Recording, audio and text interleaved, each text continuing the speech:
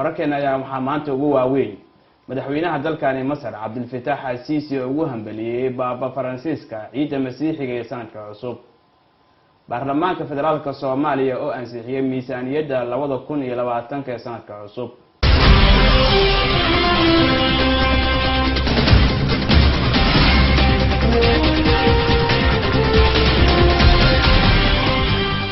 daawadayaal haatan waxaad ku soo dhawaataan warkeeni oo faahfaahsan.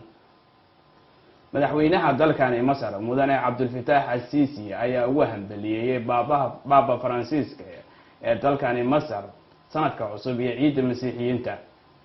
afhayeenka madaxtooyada Basim Radi oo ayaa sheegay in madaxweynuhu uu kula xiriiray telefoon baabaha isla markaana ugu hambaliyay ciida Masiixiyiinta iyo sanadka cusub oo afhayeenka madaxtooyada ayaa sheegay inuu madaxweynuhu telefoon kula xiriiray isla markaana ugu hambaliyay ciida Masiixiyiinta iyo sanadka cusub. dhanka kale baabaha ayaa dhaafsiisay fariin intaas la mid ah isagoo uga mahad celiyay madaxweynaha xiriirkiisa iyo hambaliya sidoo kalena ku amaanay dadaalka uu ku wado xiriirka ka dhaxeeya diimaha iyo nabadda. dhageystayaal haatan ku soo dhawaada warkeeni dalka Soomaaliya. baarlamaanka Federaalka Soomaaliya ayaa ansixiyay miisaaniyadda 2020.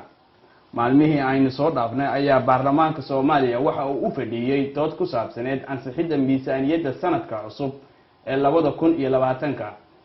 maalintii Talaadada ahayd ayaa baarlamaanku waxa uu ansixiyay miisaaniyadda iyada oo xildhibaanadu u kala ansixiyeen sida tani: 188 xildhibaan ayaa ogolaatay halka laba diiday midna uu isaga aamusay.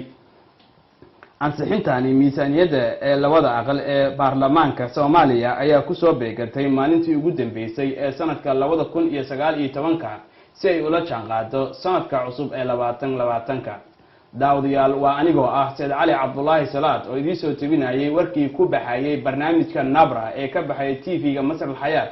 tan iyo intaan ku kulmi doono isbuuca dambe waxaan idinkaga tegayaa sidaas iyo nabadgelyo.